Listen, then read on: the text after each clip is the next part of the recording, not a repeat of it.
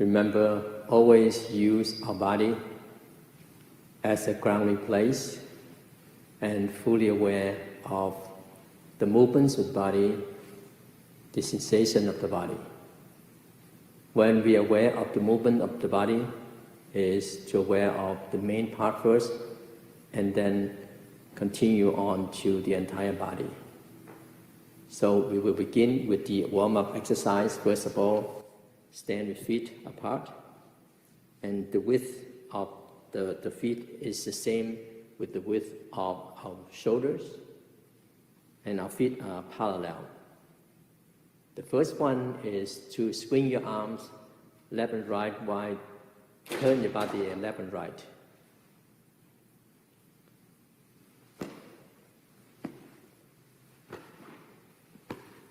One hand will tap on the shoulder, and the other hand will tap on the back.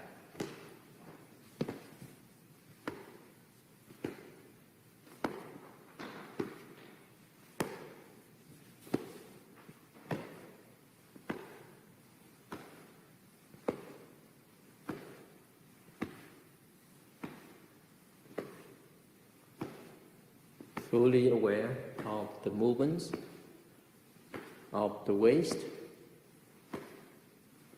the movements of our arms and palms, and aware of the movements of the entire body.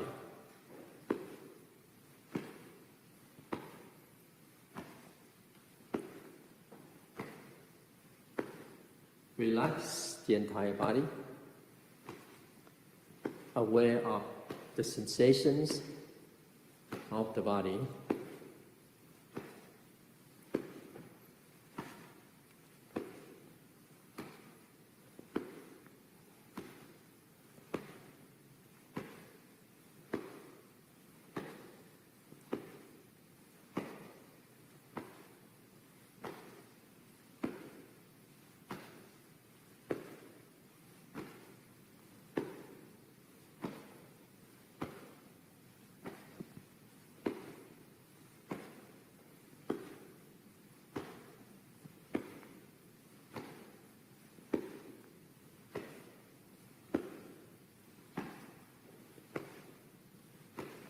If you're thinking of something else, aware of it and return to your body.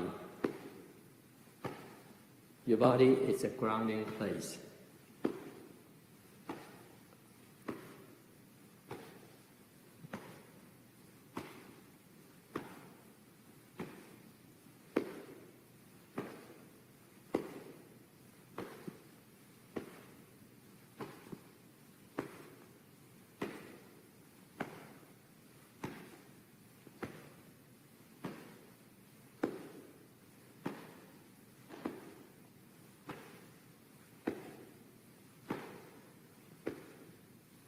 Enjoy the time that you're here and now.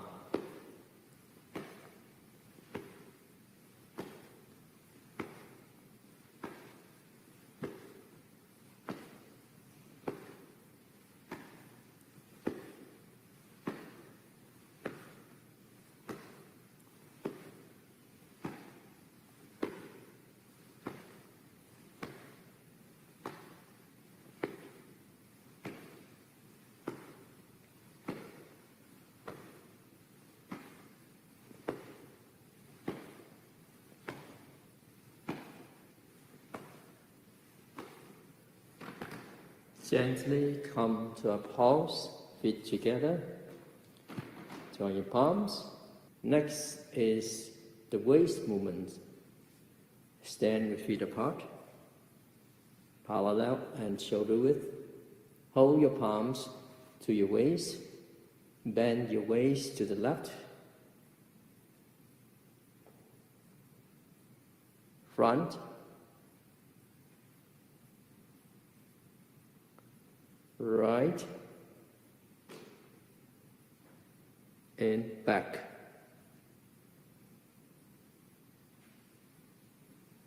Rotate your waist 360 degrees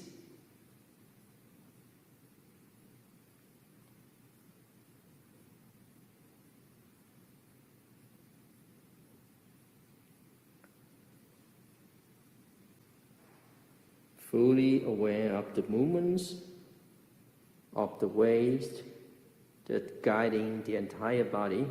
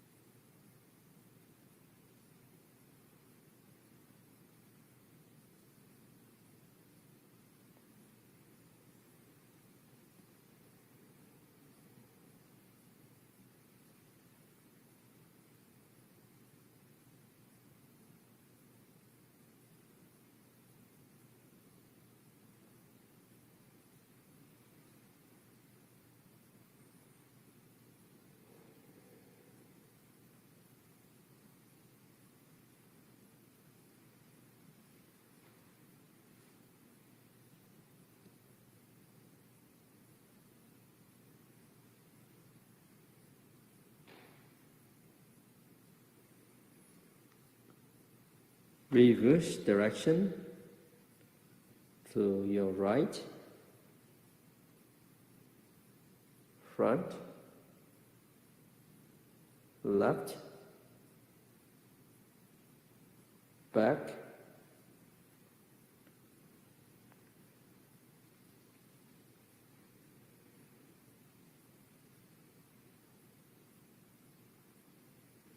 your movements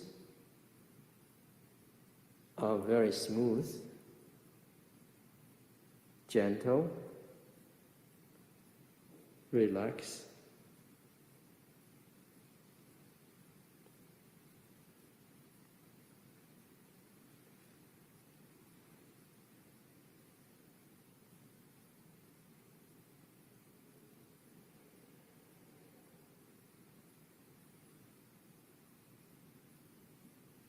Enjoy your movements right there.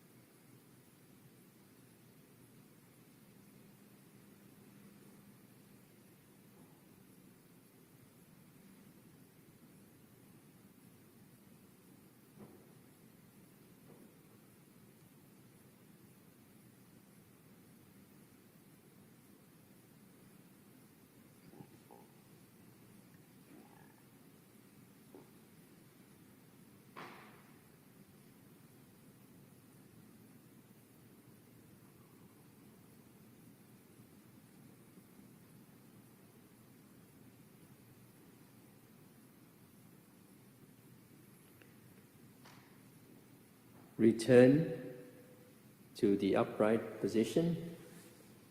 Join your palms, feet together. Next is to swing your arms back and forth while bend your knees up and down. Stand with feet apart, parallel and shoulder width.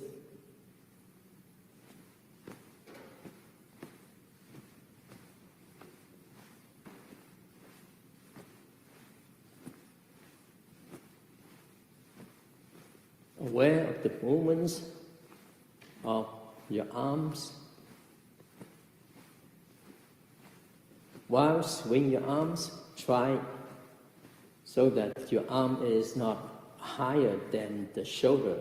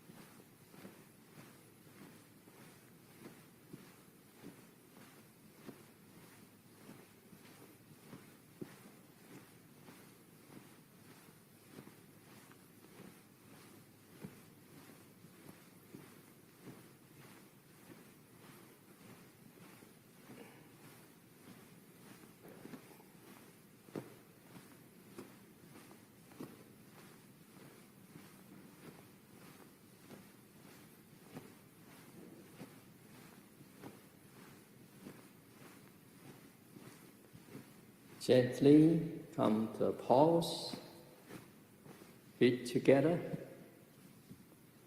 join your palms. Next is knees movements. Place your palms to your thighs and bend your knees starting from the left, down, right and up. When bending down a little bit, your upper body will also slightly bend down.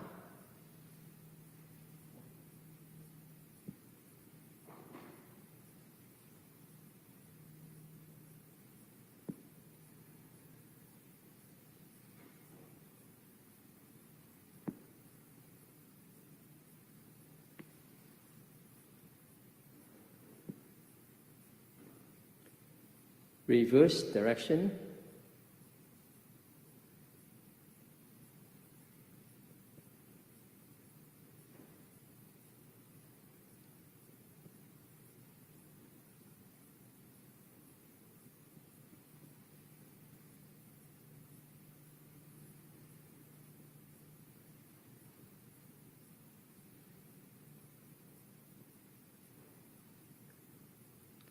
Return to the upright position. Next is extend left and right. Stand so that your feet forming a V and join your palms. Step to the left. Extend your arms. Your head also turn to the direction of the left. Now, first of all, the knees that in the front should not be over the tips of your toes. The second thing is that the two arms are in the same level, not that one is higher than the other. Return. Right.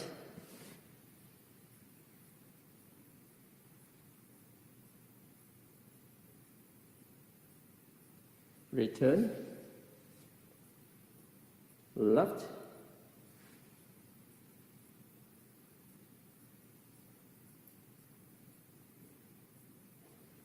Return. Right.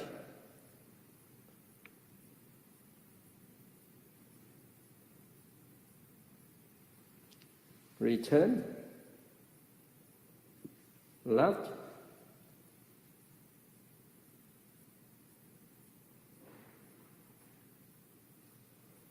Return. Right.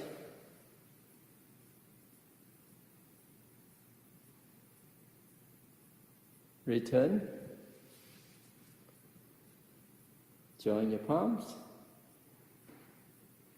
Bow.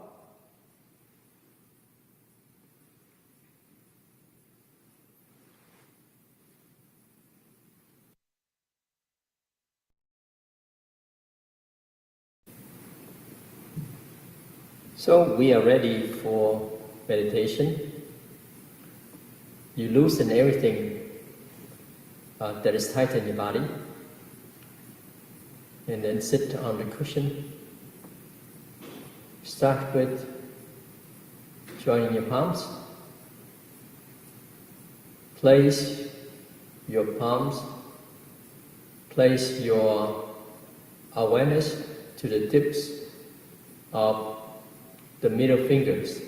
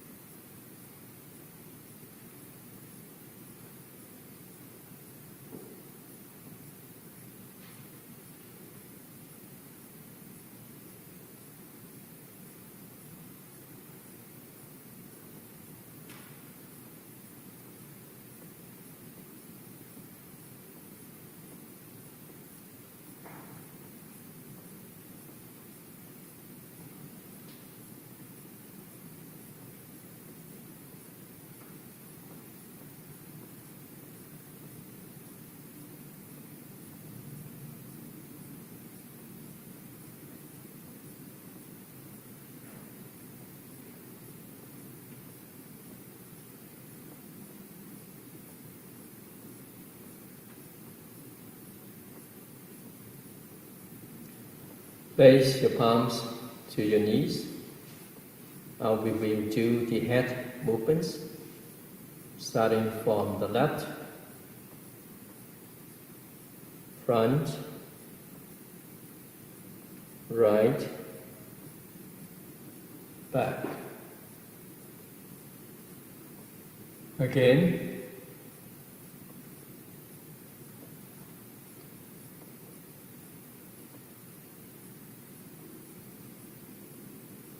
And again.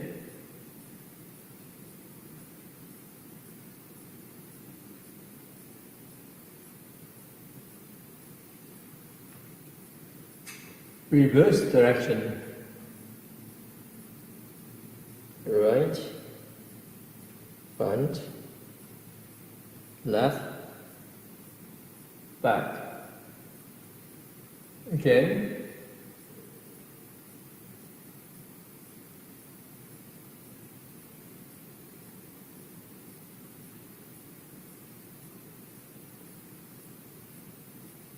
And again.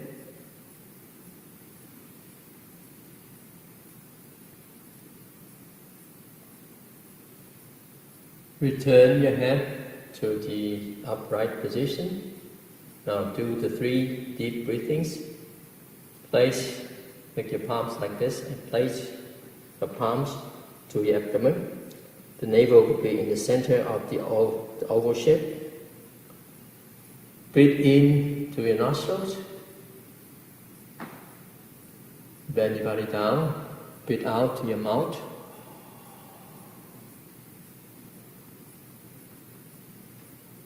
Up, breathe in. Down, breathe out.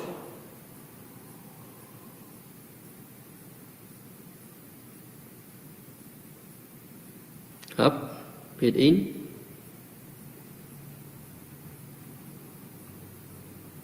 Down, breathe out.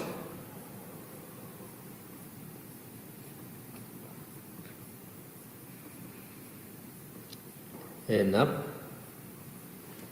Readjust posture. Sit correctly.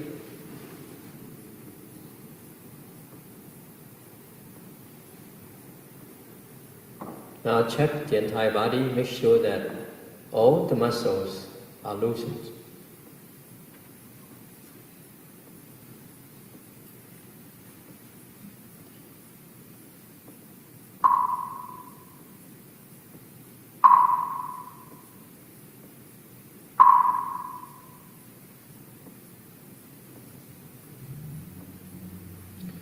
Once your muscles are loosened, then you use the scanning method.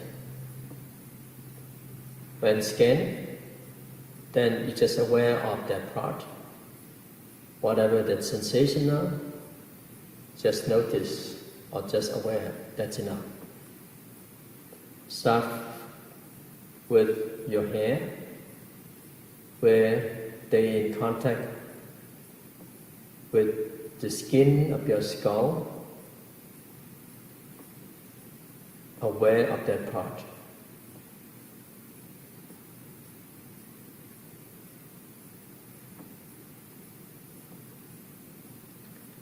Your forehead, aware of the sensation of the skin of your forehead.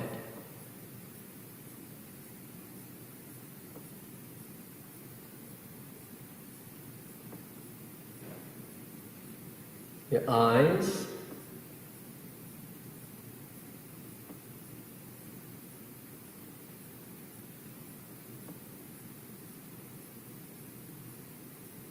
your cheeks,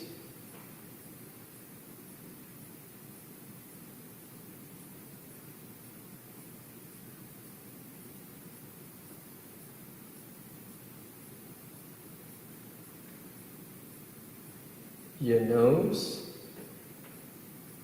your mouth and your chin.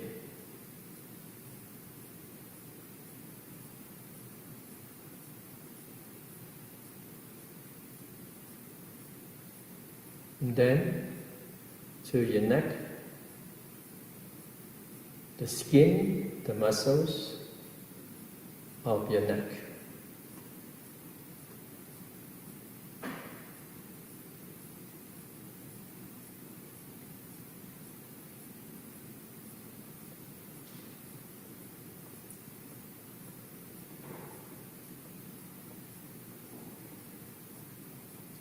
Shoulders,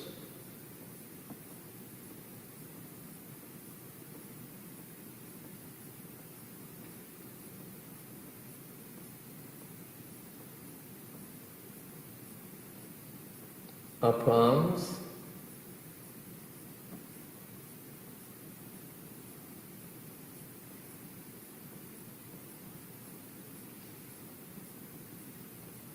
lower arms,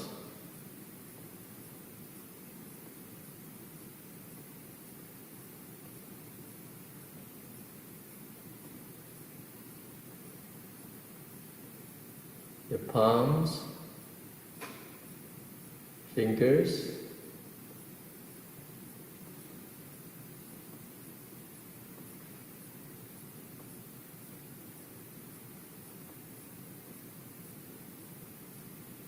your chest, the skin, the muscles of your chest.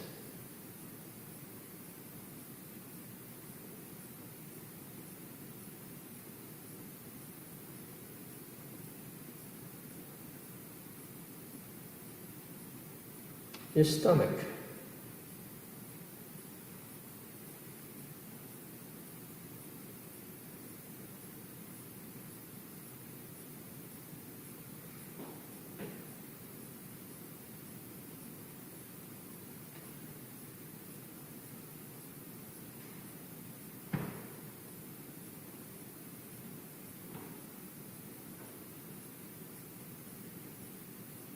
your back,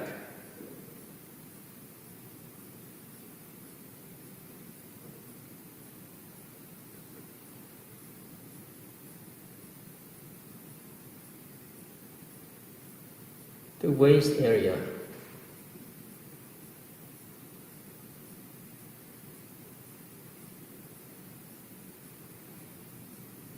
your buttocks, the touching feeling of the buttocks to the cushion. Put all your weight down to the cushion.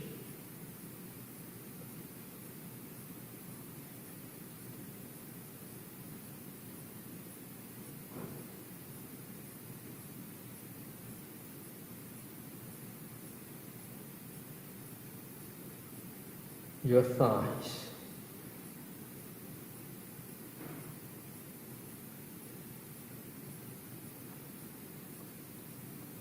your calves,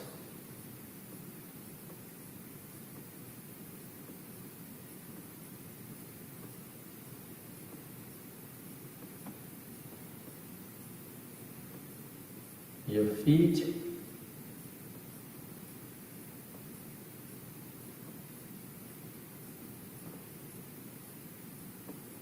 return to the entire head,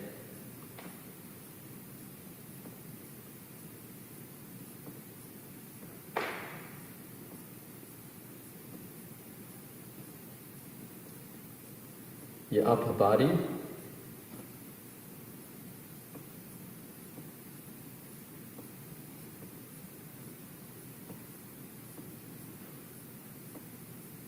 your lower body, then the entire body that's sitting here. You're calmer and calmer.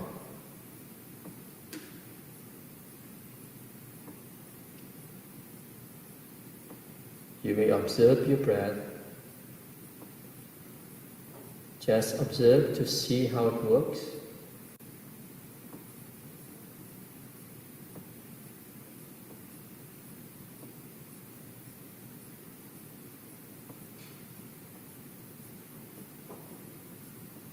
And then,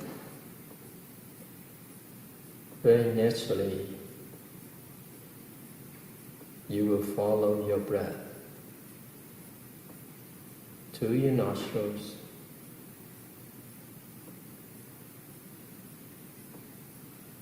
in and out. If you feel that you want to use the counting method, then go ahead. Count your breath from 1 to 10. And if you have the method that you're most familiar with, then just use it.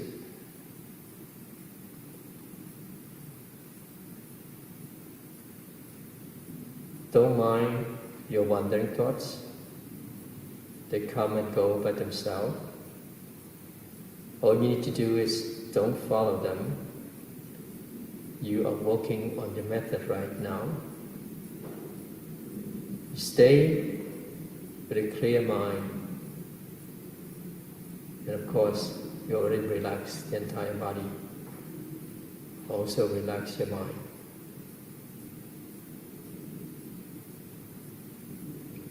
Just pick up your method again and again. Please continue.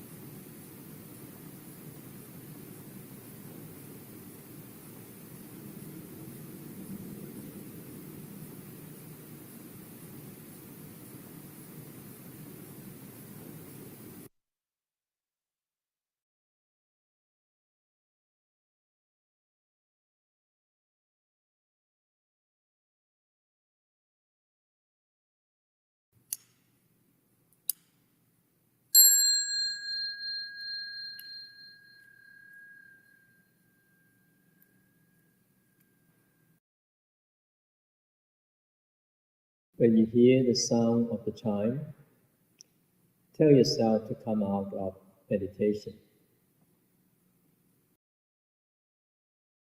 Take 3 deep breaths.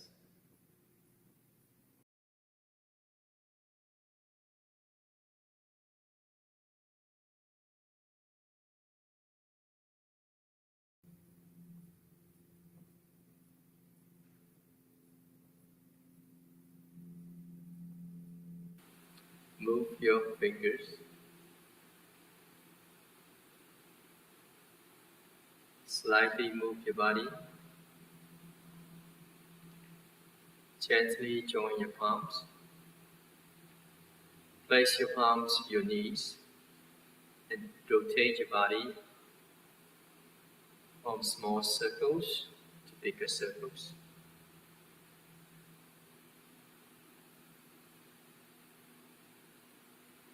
Reverse direction.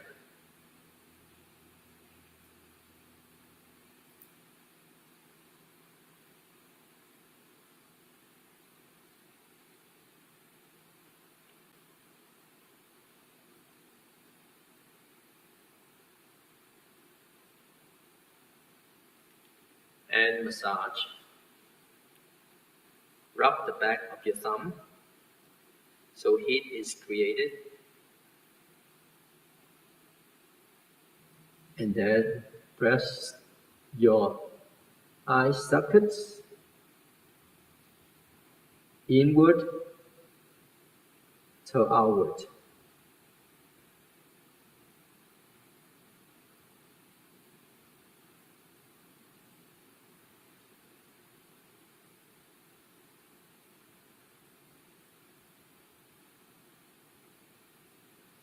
Then rub your palms.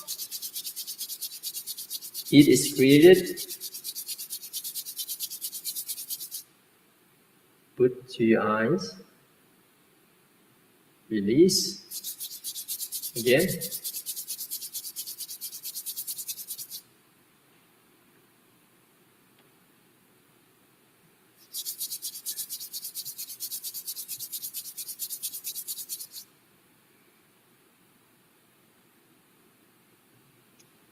Rub your palms and wash your face gently. Below, inward, up and outward.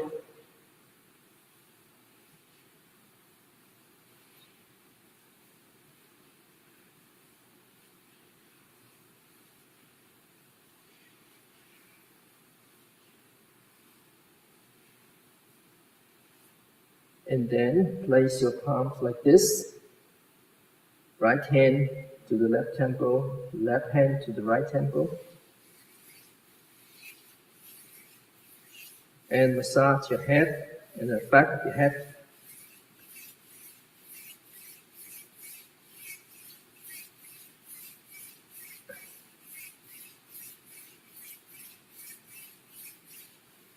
And then massage your entire head.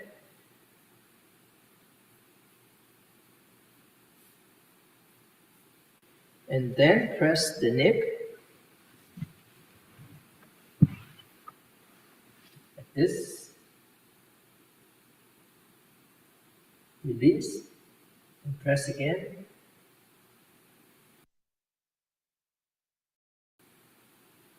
Release, press,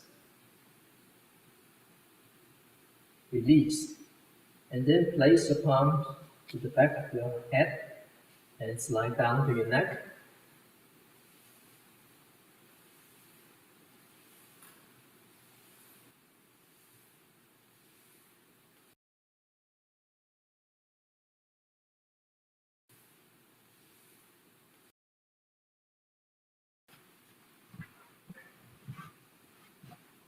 And then your ears, squeeze from the edge and inward.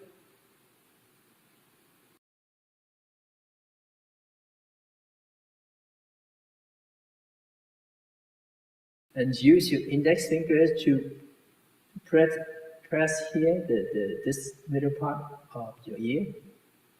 Slightly press and then step it out.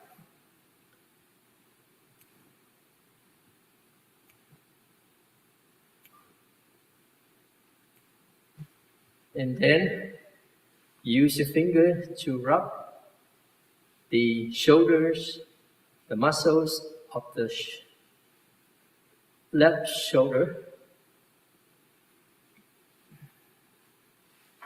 and rub the shoulder joint.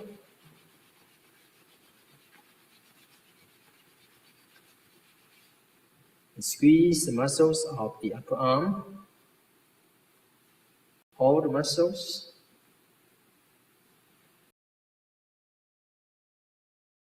Rub the elbow.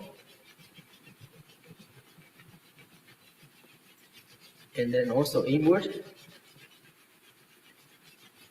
And then they squeeze the muscles of the lower arm.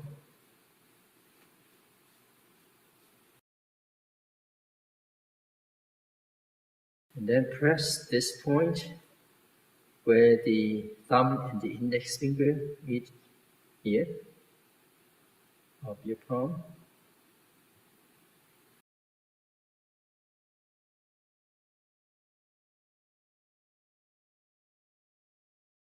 On the other side,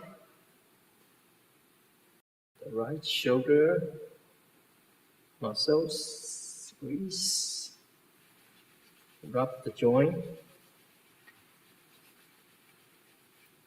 squeeze the muscles of the upper arm.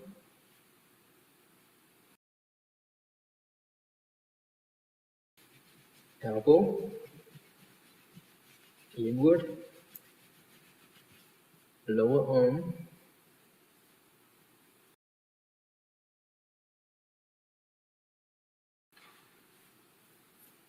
and this point.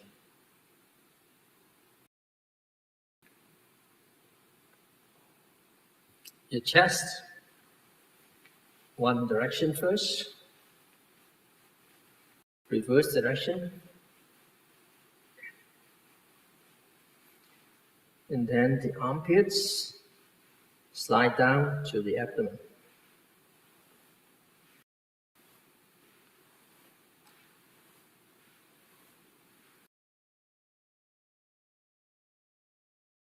The stomach, one hand on top, one hand of the other. Just do one direction, start from the left, down, right, up. Do it slowly.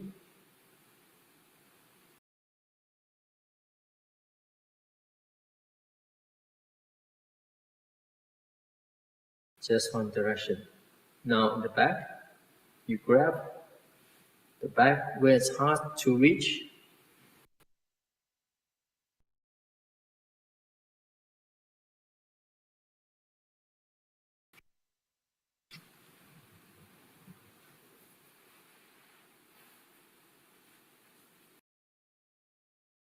With the two hands,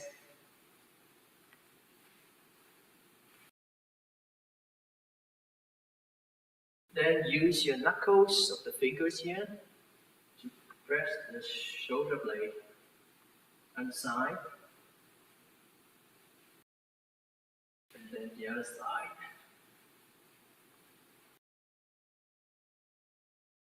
Then use the knuckles of the fist to press along the two sides of the spine.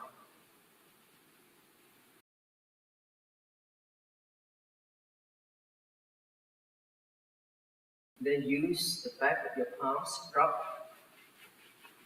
crisscross like this.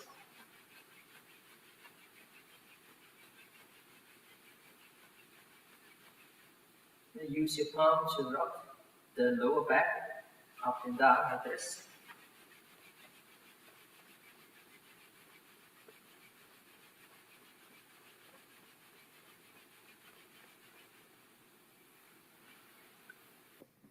Then now is your left thigh. Squeeze the muscles.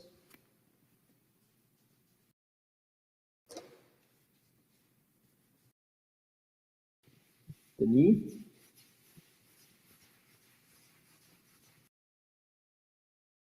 and the calf.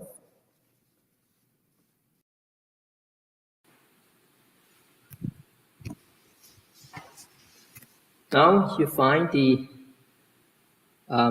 shin bone, and then the left side of the shin bone. Use your left hand, place to your knee, and then the ring finger will point to the middle finger will point to the shin bone, and then the ring finger, below two fingers below. You find that groove, and you press, and you press, and you press, and then you press down.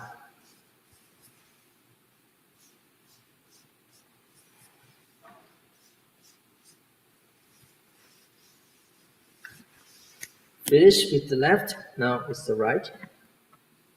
Squeeze the muscles of your thigh.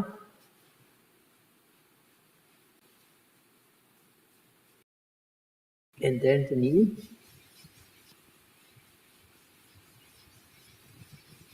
And then the calf.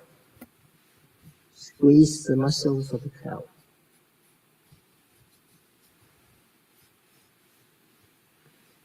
And find the right side, the right groove, the shin bone. Press, press, press, and press down.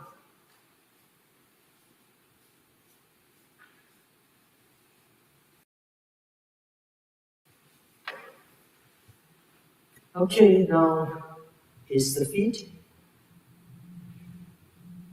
Stretch the feet toward you, away from you, toward you, away from you, toward you, away from you, toward you, away from you.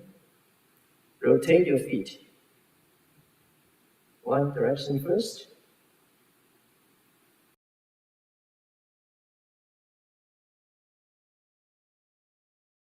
Reverse direction.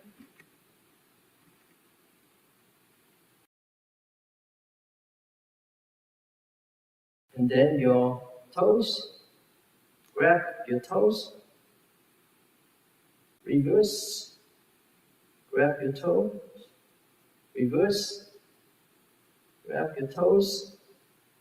Reverse. Grab your toes. Reverse. Relax.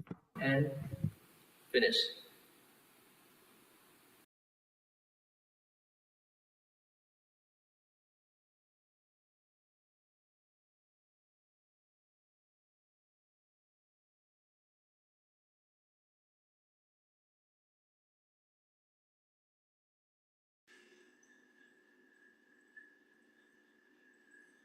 Welcome everyone.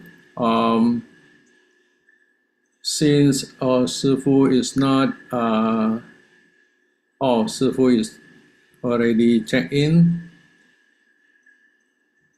Shifu, Amitabha, Shifu. Friends, please hold our palm together, pay respect to Shifu. Bow. Thank you. So, Shifu, tonight I replace Devi because she has something to do. So I replace her. No problem. Thank you, Shifu. Shifu, maybe can continue the talk for Okay. today. Sure. Thank you, Shifu. Thank you. So good day, everyone. Today is Thursday, October 8, 2025. We continue with the talk on Platform Sutra.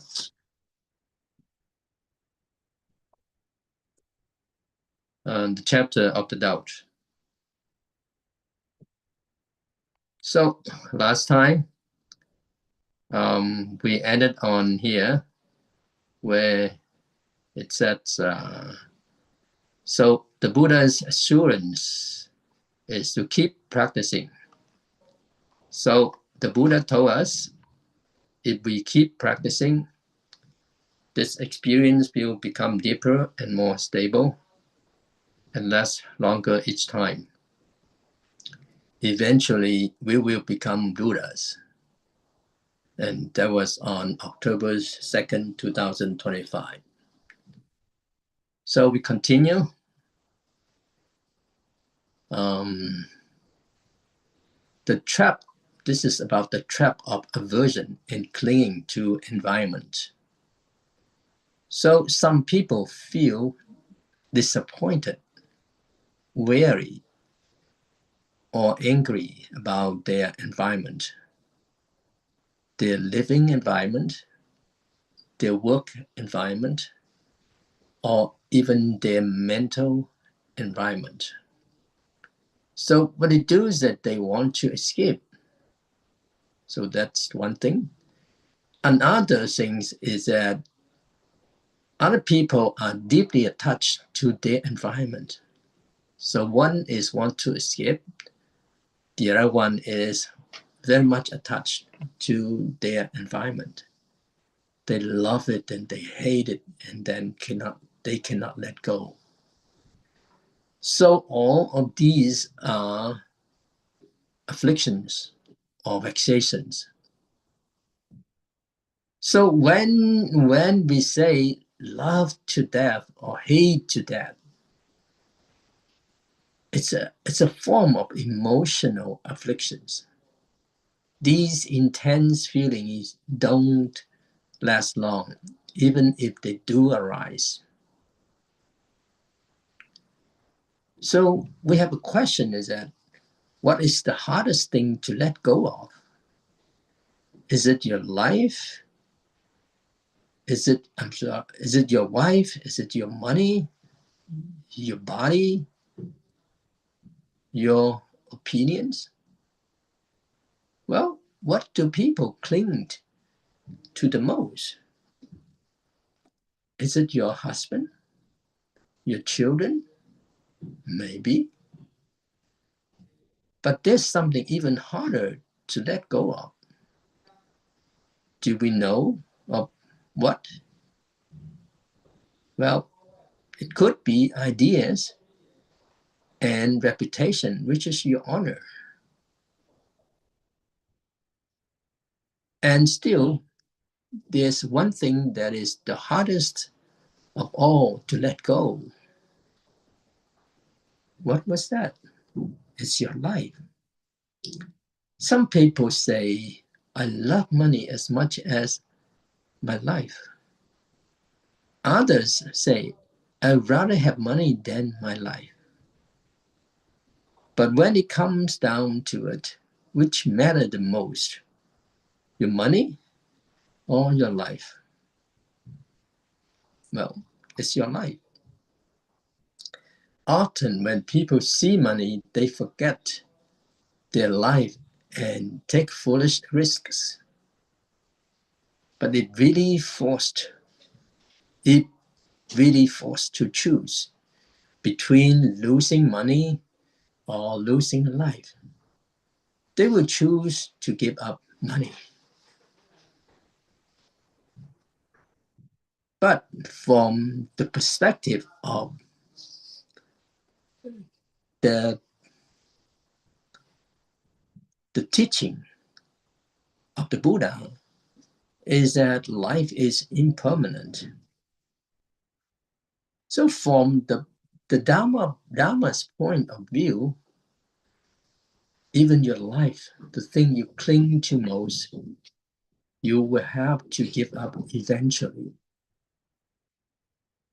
Do we see anyone who never dies?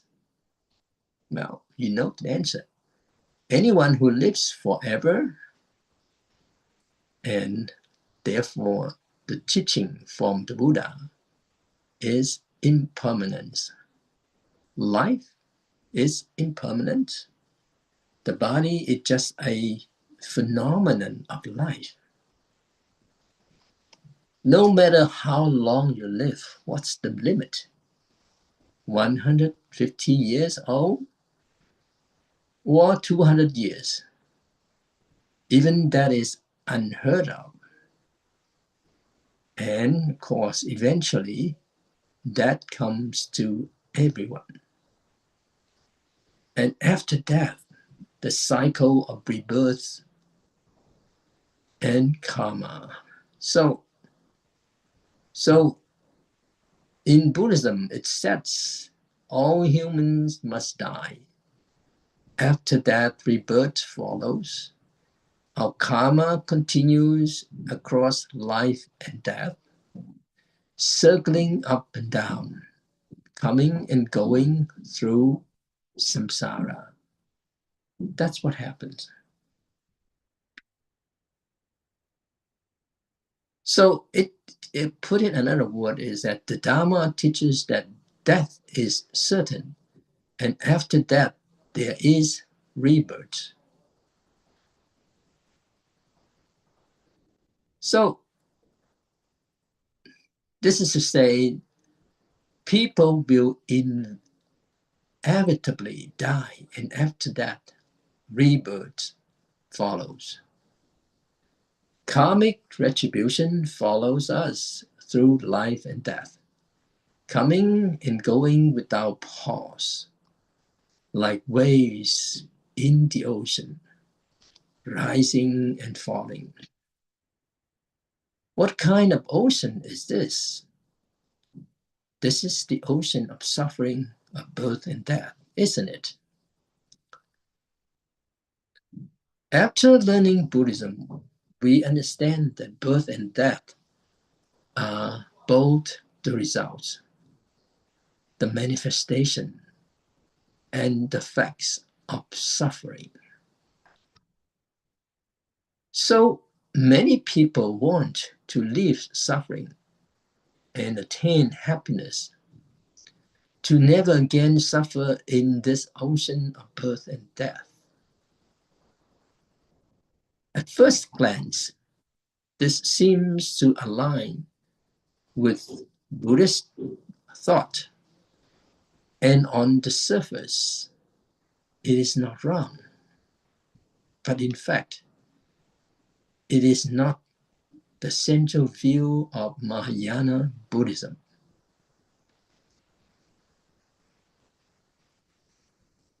So there is where the deeper level of the second the deeper meaning of the second level of metaphor. That is when the second metaphor comes in. To become a Buddha, to become a Bodhisattva, to attain liberation, it doesn't mean escaping from reality or leaving the world of human, or leaving the ocean of birth and death in order to become a Buddha. We often use the lotus flowers as a metaphor for the Buddha. So the question is, where is the root of the lotus? In the mud, right? Then where is the root of the Buddha? It's in the ocean of suffering and birth and death. So many people have the mistaken ideas about escape and practice. Quite some people, after taking refuge in the Buddha, abandon their families, quit their jobs, and lose all interest in their careers. They become wholly absorbed in wanting liberation, spending all their time reciting sutras, prostration to the Buddha, and sitting in meditation. They dedicate themselves entirely to spiritual practice. There's a story that's shared by our teacher. So, Shigong once attended a fellowship gathering of the lay supporters. And in this area, it's filled with educated people from, quite a lot of university in Taiwan. And at that event, a professor took refuge in the Three Jewels. Afterward, he told Shigong something. He said he had long wanted to study Buddhism, but felt afraid of it. And only recently referring to the time without Shigong. After reading his books and seeing the mindset and work of Shigong's disciples, then he regained the confidence in the Dharma and chose to take refuge.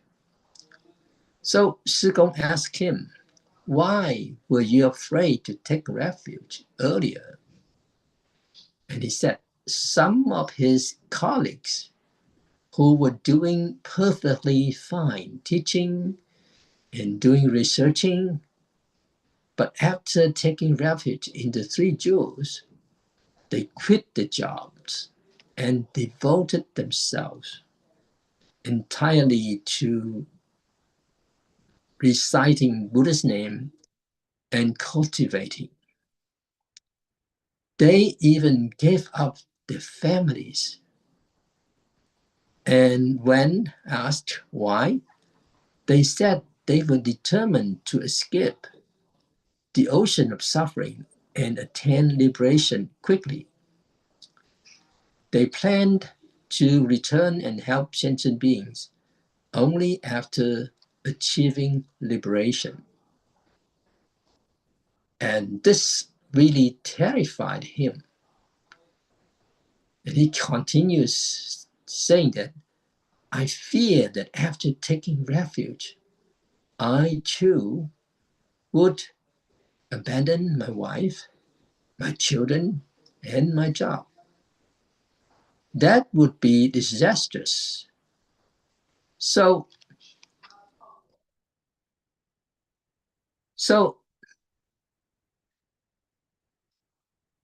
I did not learn Buddhism. Well, this had a huge impact. And in fact, in Chinese Buddhism, there are not a few professors like that. So have you heard something similar?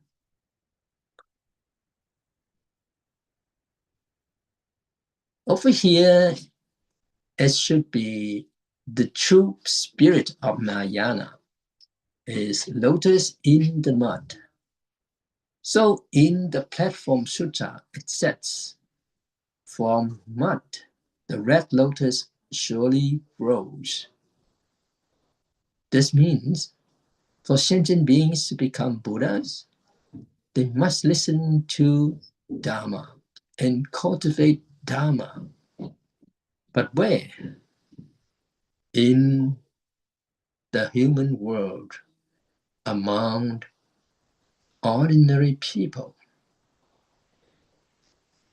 In this very worldly environment, while helping others, we cultivate ourselves. And this is the true Bodhisattva path. This is the true Buddha path.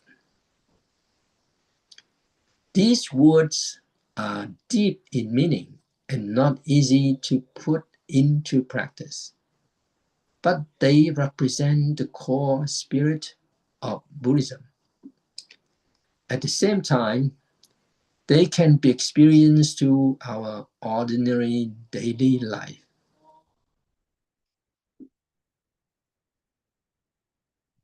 Often, we are afflicted and emotionally unbalanced, sometimes due to the environment, sometimes due to our physical or physiological state, and sometimes for no clear reason at all.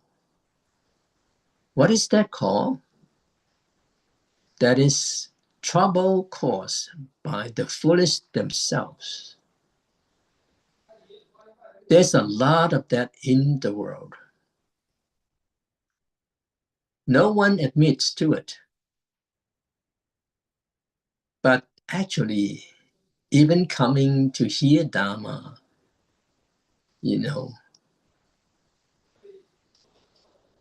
it could be seen as self-created disturbance.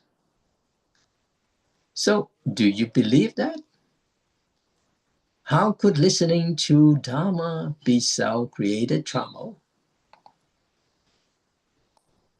Because the world is already peaceful, and yet you run around to hear teaching. Isn't that a kind of foolish self-disturbance? But here's the thing. You have already been self-disturbing for a long time. So coming here to disturb yourself again actually helps. It's like muddy water. And coming here is like stirring it again with alum, which is a water purifying agent. It's still a kind of disturbance, but a helpful one, isn't it? So let me ask, is your coming here today a case of foolish self-disturbance? Yes. Then there's no problem. You should come to disturb yourself like this more often. So we should use the Dharma in our daily life. In everyday life, we use the Buddha's teaching to resolve our afflictions, resolve our own problems, and help others solve theirs. We should not create problems for ourselves, and even more so, should not create problems for others. If we really cannot avoid creating some trouble, at the very least, after hearing Dharma, we should try to create fewer problems. To turn major issues into minor ones, and gradually turn many problems into few, and then reduce those few problems into no problems at all. This environment we live in is one inhabited by ordinary people. It's a muddy world, isn't it? So it's called the Saha world, not a pure land, not a Buddha land. But even though we live in this impure, defiled world, if we can listen to Dharma, we should still feel encouraged. Even though I live in the mud, one day I will become a lotus blossom. How? We believe there is a lotus seed within us. And in the lotus pond, we continually add water. What does adding water mean? Practicing, listening to Dharma. If we keep doing this, our vexation will gradually decrease. Even though the world may still be full of problems, our own mind will become increasingly purified. Eventually, we will certainly become Buddhas. We must have this kind of confidence and mental clarity. Then we can all gain peace of mind and hope in our mind. I remember the time that I was a layperson and I was at work, and every time something happens in the workplace, I just read the Chan magazine that I receive regularly. And in the book itself, lines of here and there, somehow it helped to dissolve my problem. And that really helped.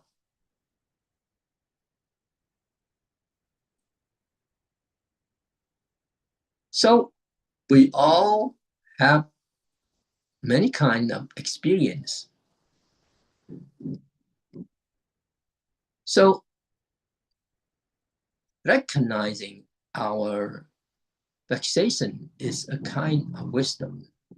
Say, you know that you are a bit slow or foolish, but you are but are you truly a hopeless fool?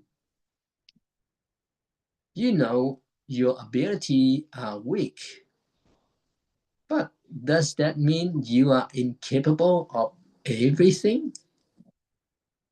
Well, sometimes you drink some alcohol and feel a little drunk, but does not mean you're already completely intoxicated. No, right? A person who is truly foolish doesn't even know they are foolish. A person who is truly drunk doesn't know they are drunk.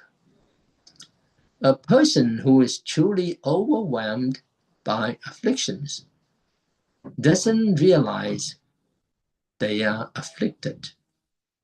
Do you agree? Yes. So if you know that you are vexed or afflicted, then you are not beyond help. Once we recognize our afflictions, we can generate the wish and intention to reduce them little by little.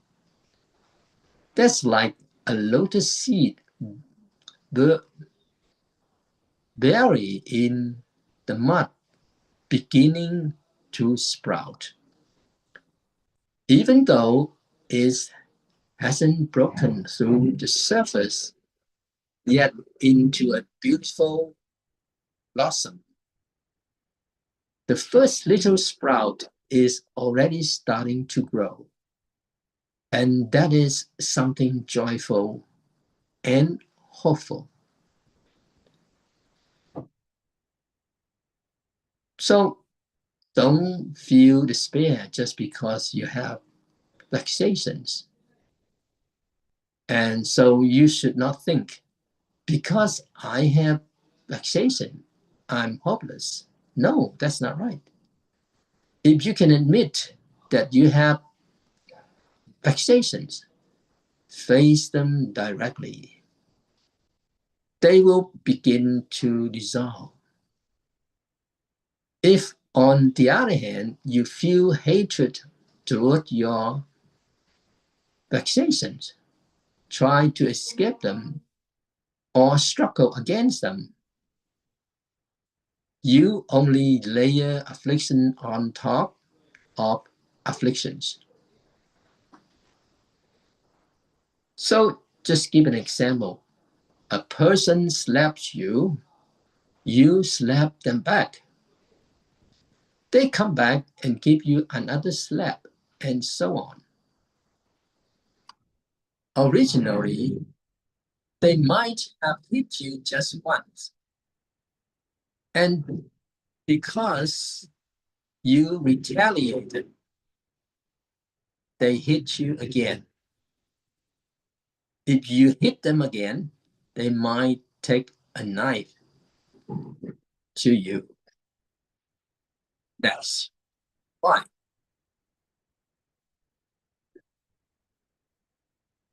Because you added fire to their fire.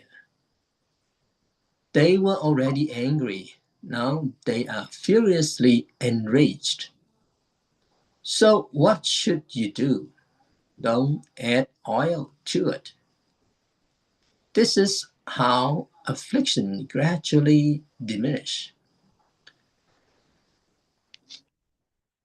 So if you see someone angry or agitated, what do? Smile at them. If someone slaps your face, turn and smile back and say, wow, that really hurt. I'm sorry. They may have wanted to beat you to death, but you smile and the situation diffuses.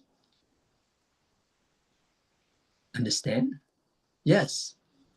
But it is not enough just to understand. We must practice. And it is not something that happens all at once. Little by little, the more you practice, the better you get. Otherwise, many people listen to Dharma, read the Sutra, and what happens? They become more deluded. They grow angrier. Their greed increases. That is upside down behavior. They say Dharma is useless, but that is not true. It's not that Dharma has no effect. It's that they haven't applied it correctly.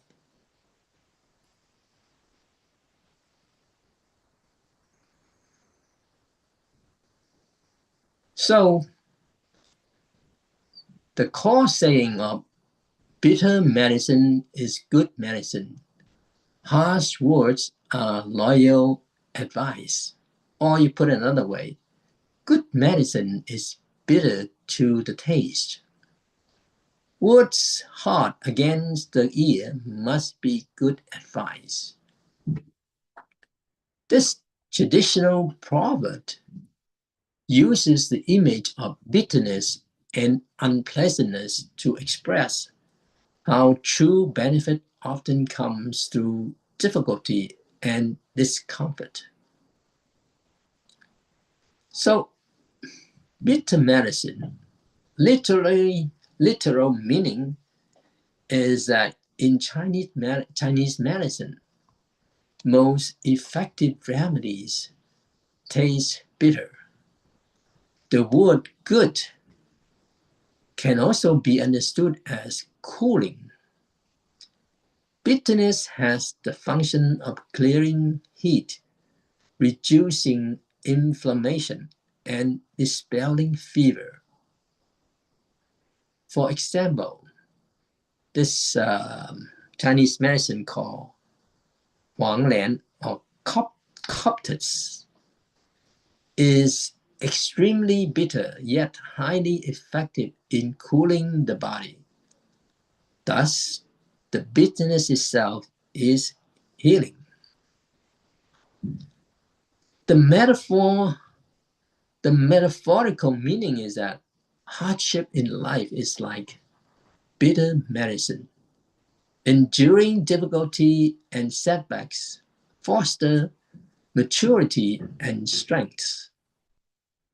The saying goes, only by enduring the bitterness of hardship can one rise above others.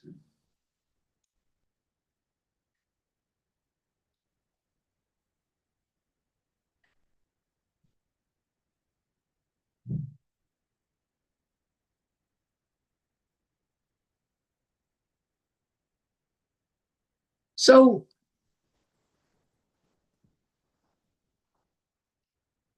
there is a saying of someone rarely enjoys sweet fortune or advantages, mostly encountering misfortune and difficulty. Yet, through this bitterness, someone has managed to live a steady monastic life. If one avoids hardship, one becomes pampered and spoiled, unable to adapt to different situations, and always hiding under the protection of others. Thus, bitterness is not to be despised. It trains resilience and independence. So let's go to the harsh to the ears, or word hard against the ear must be good advice. An example of outwardly being honored looks prestigious. A lay person once remarked how glorious it seemed for the master to sit in the center and be bowed to. Yet inwardly, it is burdensome and painful. So being venerated places one in a difficult position.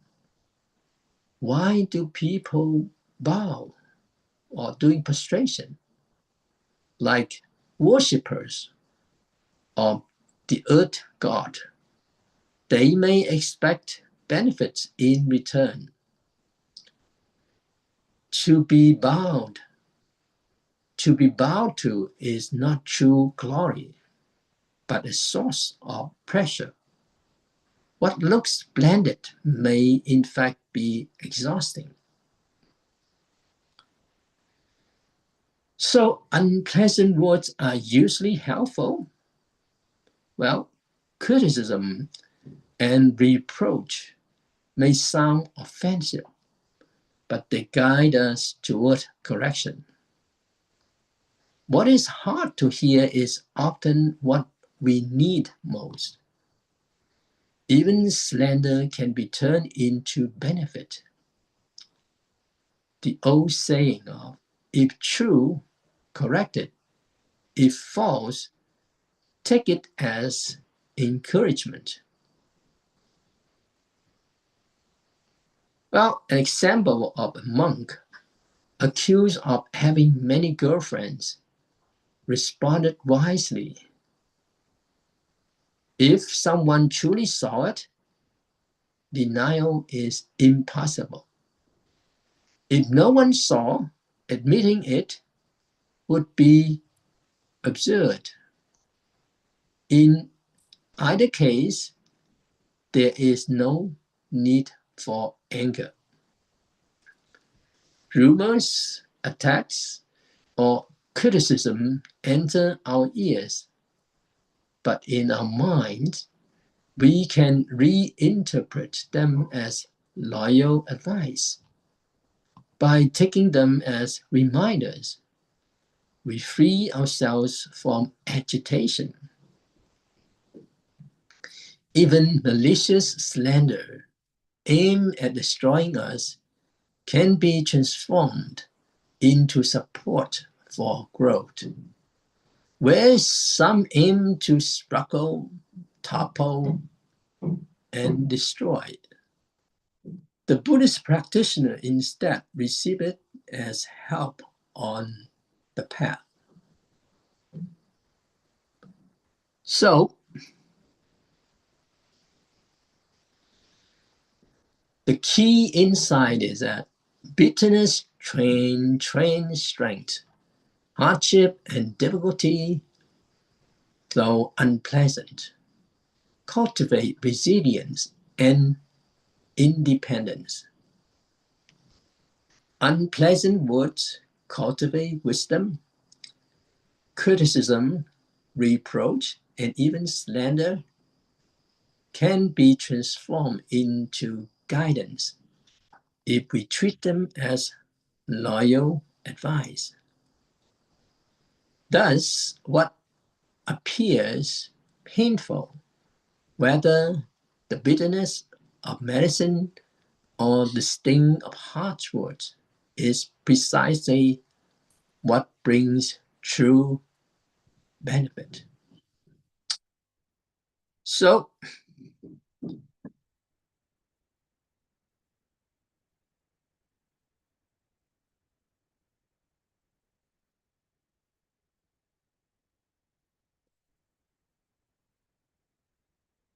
there is a saying of learning from the spirit of the roly-poly doll. A roly-poly doll, weighted toil, always return upright. Punch it sways but stands again. Kick it, it topples but rise back up.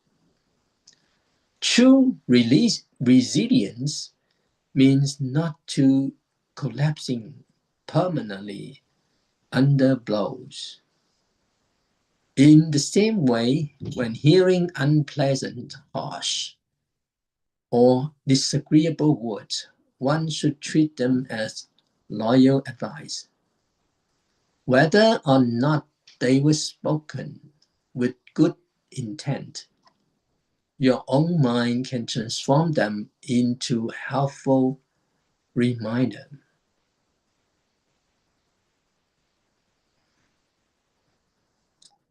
So I will stop here for this moment, for today.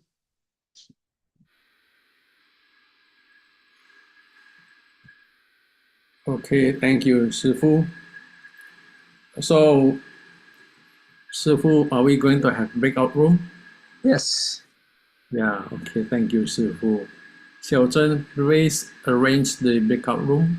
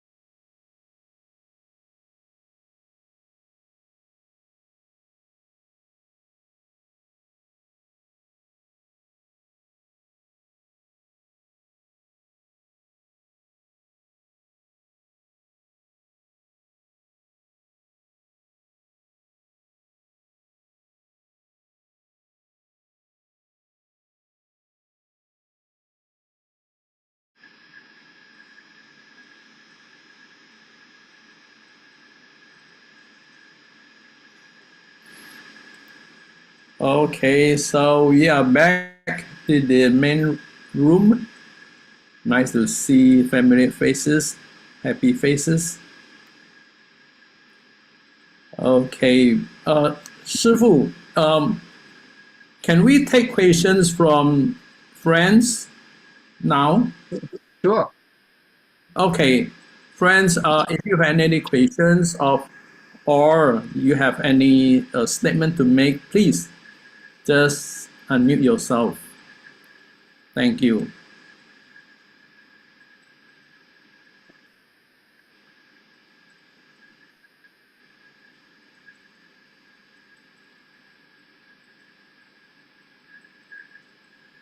Bro Iman, boleh diajukan pertanyaannya?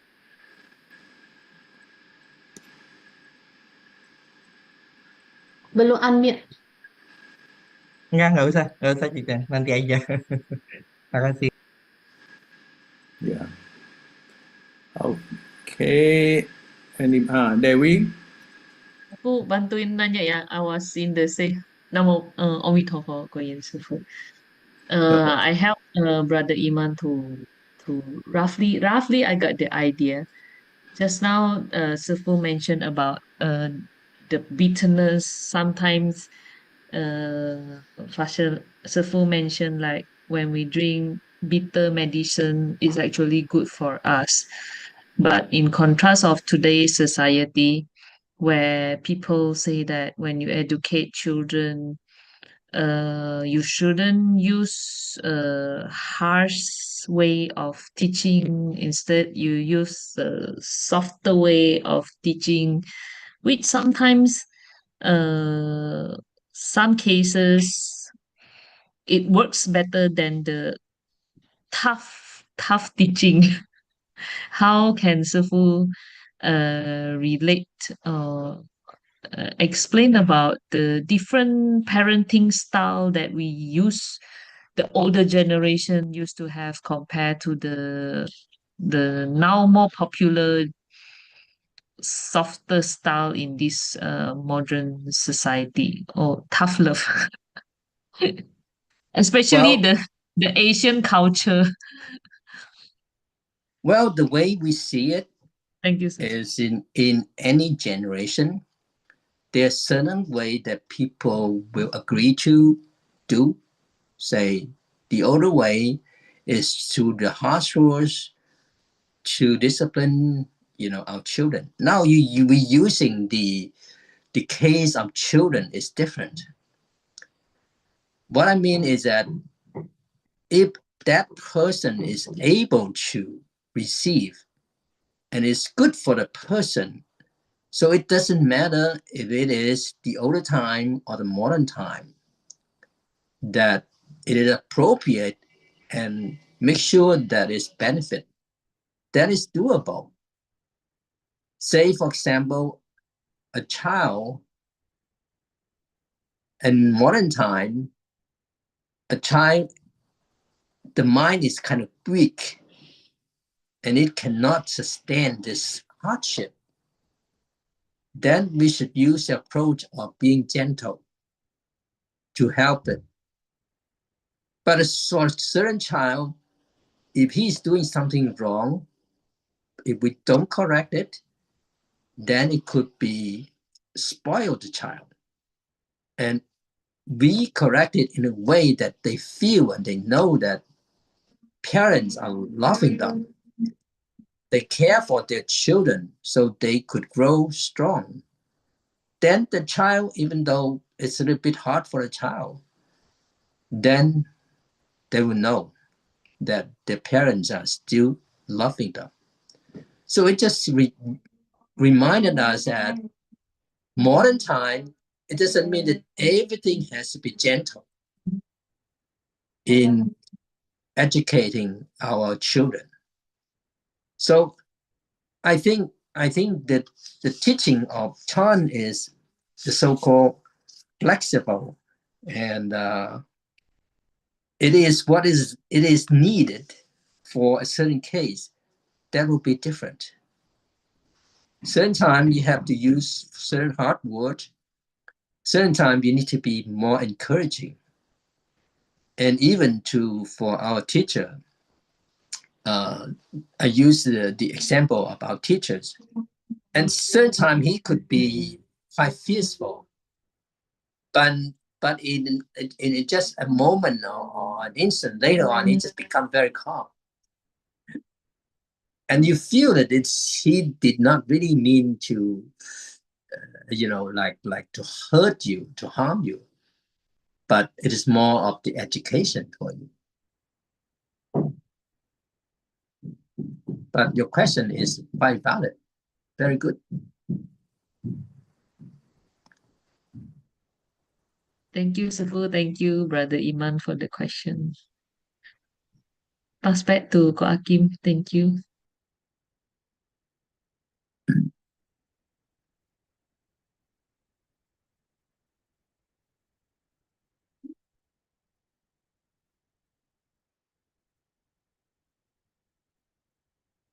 Ko Akin termute.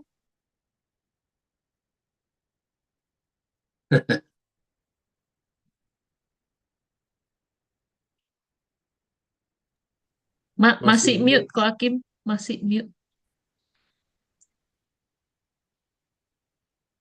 Si Xiaozhen coba apa ketutup? Unmute. Mute. Nggak bisa buka. Cannot. Still muted. Harus buka dari tempat Ko Akin. Semua orang bisa unmute kok. Oke.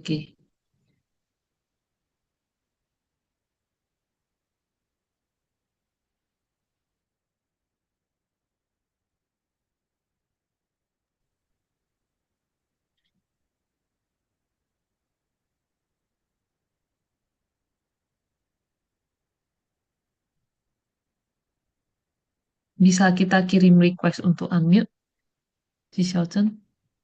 Can you hear me? Yes. Now it's okay. Handphone.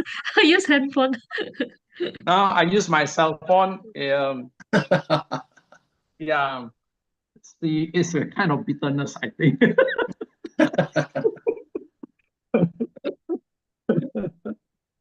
Impermanent, Shifu, so everything can suddenly happens not the way we want. What was that? So it is impermanent. So things can happen as not we wanted it to be. Yeah. Okay. Thank you, Yeah. Shifu. Maybe is that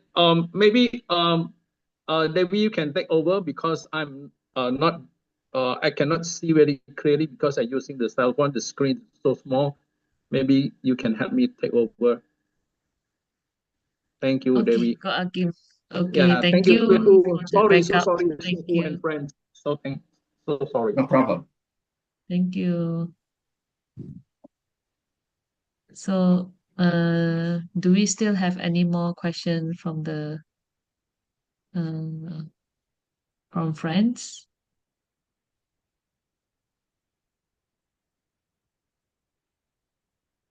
Ada Kosugi, please. Yes. So, Uh, so if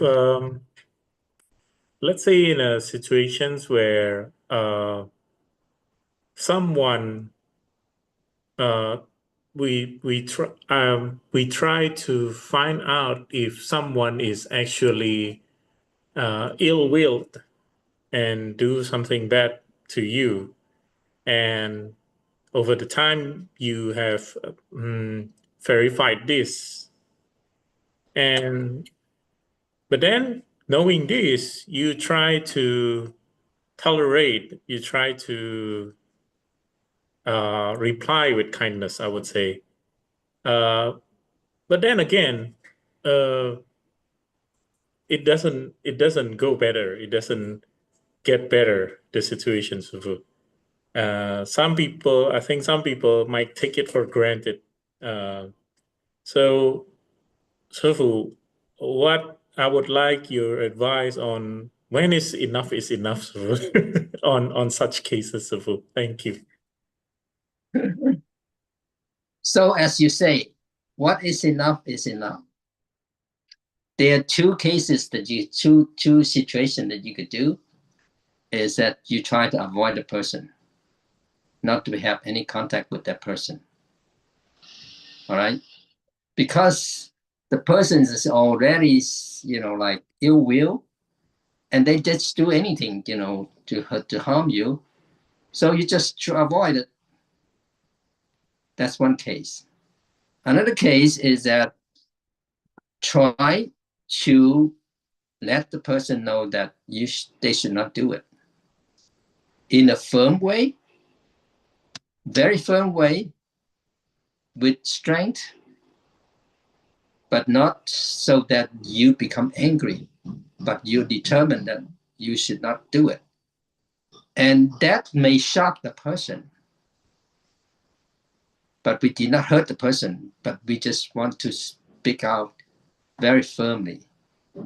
And they will know, they will learn. All right. So you have your bottom line, okay?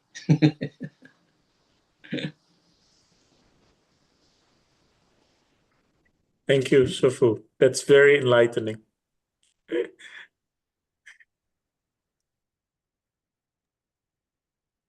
Any more questions from the floor?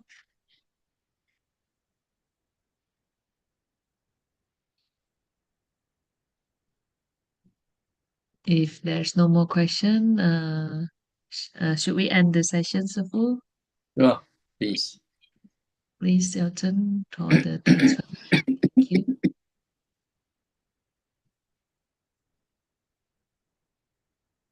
Please join your palms. We pray for the flourishing of the Dharma, for peace in the world, for the joy and contentment of all people, for the freedom and ease of body and mind. May sentient beings depart from suffering. May the vows of the donors be fulfilled. 回向佛法兴隆，世界和平，人民安乐，身心自在，众生离苦，施主愿遂。好。Thank you, everyone. Thank you, Pak Kim. Thank you, Dewey. Thank you, Thank Shifu. you, Shifu. Thank you, Thank you, everyone. everyone. Thank you, Thank everybody. you. Yeah, thank you, Good day, everybody. Shifu. Thank you, Just Bye. Shifu. Thank May we you. join Bye-bye. our palm together? May we on our videos join our palm together and bow to Koyan Shifu, bow. Amitofo. Amitabha, Shifu. Thank you, Devi. Thank you, This Kak is Kim, for the Shifu. backup. Thank you semuanya udah Thank hadir you, malam thank you. ini. Bye-bye. Makasih See you. semuanya. Thank Makasih Thank you, you. Kak Pak Agus, Sugi. Thank you, Thank you Pak Pak semuanya. Agus. Akin, Ian, semuanya. Bye-bye Bye. semuanya. Terus lebih.